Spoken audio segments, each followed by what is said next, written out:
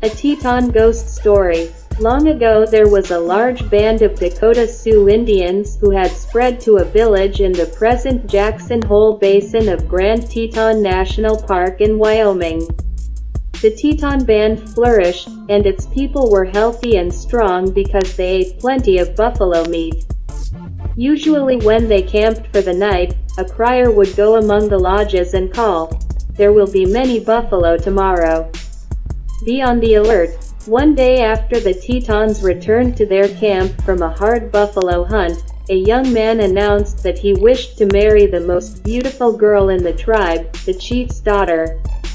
Her father said, "I will not give you my permission until you bring me many horses." So the young Indian set out in search of many wild horses, hoping to please the chief and win his beautiful daughter for his bride. While the young brave was away, his tribe abandoned their regular campsite and moved elsewhere. Later, the young Indian returned to the deserted camp with several captured horses. As it was late in the day, he thought he would take shelter nearby in a solitary lodge. At first, he could not find a doorway into the lodge, because the sides were covered halfway up with sod. Finally, he managed to make an entrance. Inside were 4 high posts that had been driven into the ground. The posts supported a kind of burial bed. On the bed lay a woman whose clothes were ornamented with elk's teeth. She turned her head looking down at the young Teton brave.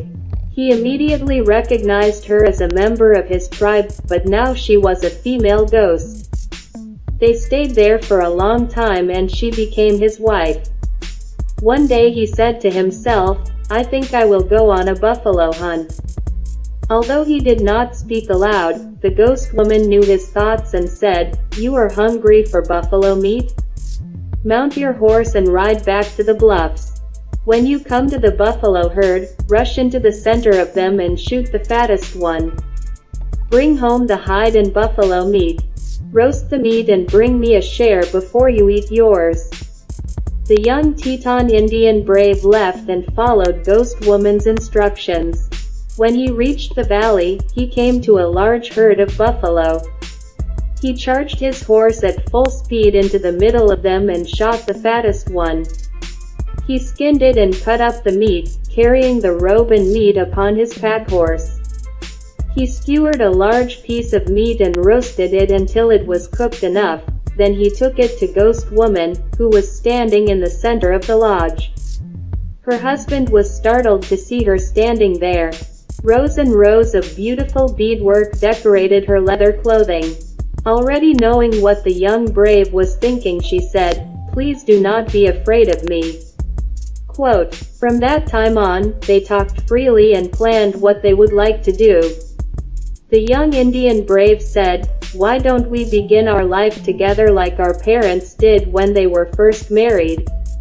But the ghost woman replied, "No, that would never do, because we will need to pitch our tent during the day and travel by night." The young brave wondered about this arrangement. That is how it happened that they traveled at night.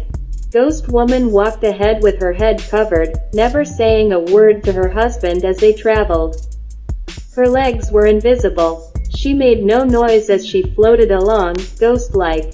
Whenever the young Teton Indian brave thought about anything, Ghost Woman already knew what it was that he had in his mind. Is this why the Teton Indians say, "Beware of ghosts," because ghosts know all things?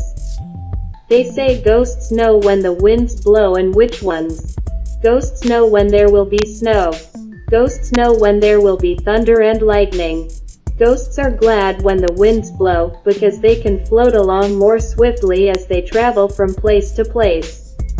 This is the way Teton Ghost Woman and the young Teton brave lived. Their tribal people never found them again. The chief's daughter wondered why her young brave never returned to her. Finally, the young brave also became a Teton ghost, floating along with the Teton Ghost Woman, every night, forever.